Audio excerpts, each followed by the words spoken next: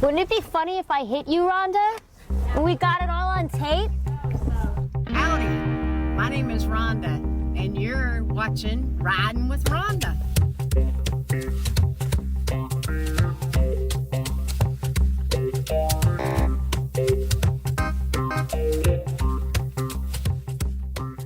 Hi everyone, I'm Jen, and I am here at Bourne's Tire and Auto with the woman of the hour. This is Rhonda. And Rhonda, I don't even know how long you've been working here. I've been here almost 3 years. She's been here 3 years. She's a pro. I've been in the automotive business since I was a little kid. My dad was a automobile tech, so I grew up learning it. Yep. So how old were you when you started driving? Were you a young? I was 16. Okay, so not like a little. Yep, and I like automobiles. I got my CDL. She Go says women. Automobiles. So. Instead of cars. Yes. That's how experienced This is the southern part of me. Southern girl. So Rhonda's going to teach us all the things we need to know about cars for people like me who know nothing, and just basic things. So if we're by ourselves and we need to change a tire or check our oil, we can do it without feeling ridiculous. So Rhonda today is going to show me a couple really basic things about my car. And the first thing is, and I have absolutely no idea how to do this, so it's kind of embarrassing, but I don't know how to open the hood to my car. And then I know there's like a thing in there that opens so that you can prop it open. I don't know how to do that either. Once we get that done, we're going to get in there and she's going to show me some other things. So okay, women, this is one thing you definitely should do before you take a trip, is you should check your oil in your car, and that's what we're going to do today. I've never done that. You most definitely should. Okay. All right, so let's take a look. Now, most cars, there is a place inside. Most modern cars. Usually by the driver's side door, by the floor, is the opening. This one is very difficult to find, but it's here. You just pull that and see the hood pops up. So it's like a lever. It's a lever. Yep. And so you're saying some cars you can actually go to the hood outside. And yes, the older cars are like that, but most newer cars there is the lever. So once it pops like this, I can just lift it? No, there's a little right here is your that lifts it up. Okay. And then there's a lever right here that you pull up. And you stick that right underneath here. Now, can you stick it there Yeah, too? you can stick it there too. What's the difference? Oh, it's lower. It's just lower. Why would anybody want that? Well, because you can't reach it. See the arrow right here? Oh, it tells you these two places. Some people are short and they can't go that high. Like me. Yeah, so there you go. They give you options. Yes, they give you on your options. height. And then your dipstick is usually yellow Now, what is handle. that? I've heard that word, but I don't know what that means. That's a dipstick to your oil. Okay. So let's see if we can find yours. So it's yellow? Usually it is yellow, but in your case it's orange. My car real? Okay. It's hot right now. Is that That's because you've been driving it, yes. The best time to, another thing, when you check your oil, your car must be hot. Oh. You don't go out in the morning and check it cold. That's not going to give you an accurate reading. So you have to get your car hot, and then you go out and check it. So if you're planning on going on a big trip and you get up in the morning, go get gas, check your oil. So. I would never. Ever. So in your case, wait. Now, what if I could? Okay. So you just pull it out. Okay. And see, you see oil on it already. How can you take? What's the oil? This brown stuff's your oil, and this is your leveling stick here. So you want your level to be up above what this is right here, but you got to wipe it off first, because that's not a real accurate reading. And then you're going to dip it back. And then you dip it back in here. And there's a hole there. It's a tube. It's a tube about this big, and then this goes down into that tube. Now, I am honestly going to need a step stool. Yes, yes, you'll need a step stool. Now, here's your accurate reading, and you're low on your oil. Right now, I don't know what you're looking at. What this means is, remember when the first time we looked at it, it was full of oil? That's because you've been driving your car and it went up into the tube. But now, since your car's been setting, it levels itself back down. So it's now, not even touching the oil. You need oil. So, yeah, see? So that's the way to see that you need oil in your car. Now, sometimes you'll dip it back in and half of it will have oil, and you'll know you have time. Correct. But I'm correct. done. I don't have any but oil you on there. see, and we even did it. Well, you have some because you have some oil right here and right here, but you don't. Your car is not full of oil like it's supposed to be. Now, is that dangerous? Yes, it can. It can blow your engine. So, do I need to get oil Yes, immediately? you need. Well, pretty soon. Yes, as soon as you come to a safe place or you go to a garage, Bourne's Tire and Auto, and we'll be happy to put oil in for you. All right, great. So, and the oil is usually to fill it if you're by yourself and. Now, why would I be filling it by myself? Because you can, oil? yes, you can buy oil at any auto place, and it comes by the quart. So I would save a And lot you of want to money. try to match what oil is in your car, but in emergency situations, 530 oil, put it in, and then whenever you get to where your mechanic is, then just let him know that you put 2 quarts of 530 oil. Now, what's 530? That's just a. That's not what time I put the oil. No, that's just the grade of oil, and usually 530 is what cars always used before, but now it's so many different grades of oil that cars use nowadays. On a regular, ordinary oil change, you can go 3,000 miles.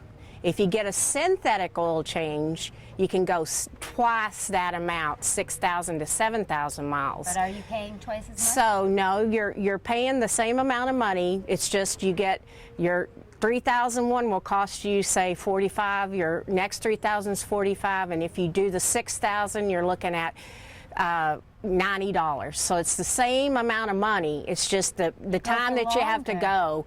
You either do it every 3,000 miles or every 6,000. So it's actually just as economical, and as busy as we are in this day and time, it's easier to get a 6,000 mile oil change, and you don't have to come and wait for your car. It's very convenient. Right. Yes, right. but if your car calls for a synthetic oil, you must run a synthetic oil because you'll avoid the warranty. And how do I? Maybe that's what I need.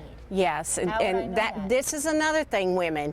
You need to know what kind of oil goes inside your car. Make sure you get your owner's manual out, and when you go and have your oil changed, you go in and you say you want 020 synthetic oil, because that's what my car calls for. This is something very important. Know what your car calls for so that you don't go and get the wrong oil in your car. You need to know what kind of oil to put in it. And how would I know what kind of oil my car takes? You look in your user's manual that came with the car. It will tell you. And usually most dealerships, most anybody who changes oil, if it's a synthetic oil, they'll write it on your on this right here or right here and say what kind of oil they put in it. Especially if you've got a garage you go to all the time, they'll write there, say 0W20 synthetic, and then that way anyone that knows that changes oil in your car will know that that's what your car calls for. Now that's a good tip then. Yeah. So you find your oil fill. That you have a rag or something that you Yeah, want? usually, you know, I'm a daughter of a mechanic, so I carry red rags in my car. I carry extra water. I carry extra oil. I carry, you know, as much as stuff as I can, especially if I'm going on a trip, I do it. So that if something wants to happen, I can take care of myself. Wow. I also have a AAA card, but I want Rhonda with me on my next road trip. I'm calling you. so you look down in here, and it's usually right, this is what's called your manifold. It's usually my close. Manifold.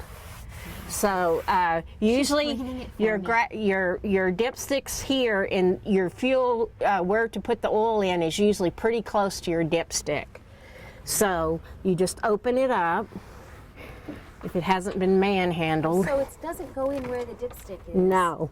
It's got its own compartment. Okay. And it says right here on her dipstick, she should be using regular 520 oil in this car. So see, it tells you, yeah. But if you do put 530 in it, you're not killing it. Okay. You're just getting to where you need to be. I mean, since you know what yours carries, if you want to carry a quart of oil of 5W20, then you're safe. You're good. But usually most of these, see, and look at your little oil light filler thing, that's the same that's on the dash. So you know you're in the right place. You're not pouring the wrong stuff in the wrong place. So, and also you're probably needing to carry a funnel too. Okay. Because yours is down deep in here. Right. So you need the funnel will go here and just pour it in.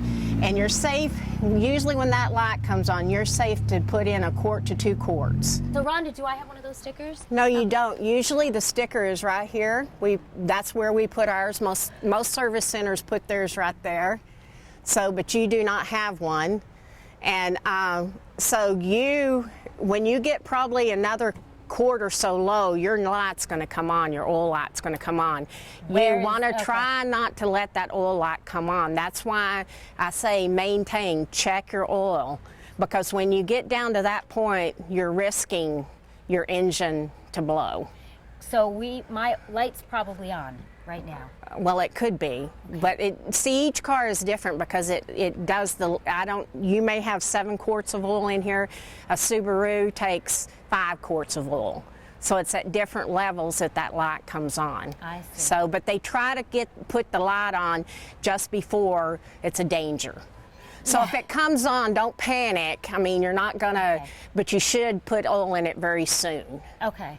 So will you show me where that light is in my car? Maybe well, it's on your dash. On? Yes, you need to turn. You can just turn the ignition switch over, and it should come on. Like that. Yes, like that. Okay. So you have all these different lights on. This wrench, which is always on, and that's just how I live. Okay, that is probably a service light. So it may be already telling. Well, this one right here is your oil light right here. Yep. That would come on and tell you need oil. But this is like a service light. This is going to tell you that you need some kind of service. Oh, and I bet that's my battery. Yes, it is. And the oil looks like an just oil. like a little jug with oil dripping out of it. So yeah. So. Wait. And once we change the oil, then our techs go in and they reset that service light so that it comes on when it's supposed to come on. If yours is set up to come on every 3,000, if you run regular oil in yours is going to come on a little bit before 3,000 miles. If it has synthetic oil in it, it'll come on a little bit before the 6,000 miles. It gives you usually about 1,000 miles before you have to go. It reminds you that far ahead of time. It's not on now. Yeah. So, but your oil light soon will be if you keep running it, because it definitely does need oil. And how do you feel about now? About knowing how to do your car? Great. Check your oil in your car. I could do it. You are a woman, I tell you. I'm a woman now. Let us roar. I'm going to show you how to shut this. Now you're going to show me how to shut that? Great. That's what I want to see. Step aside, Rhonda. Okay. I'm going to pretend like you're not even here. Okay. I'm going to walk over. I'm going to do a little of this, a little of that. Clip it in there, and gently. It didn't close. There you go. Super. There you go. Exactly. That was funny. Well, you got to let it slam a little then. Yes, but some people go pong, and see, some people's hoods are much heavier than others. I mean, each is different. That's the thing. Cars are all different. They're like people. You know, they're like people. Well, thanks for watching, and we will be back again with more tips from Rhonda with Riding with Rhonda. Thank you so much. All right, see you next time. Okay. Thank you very much.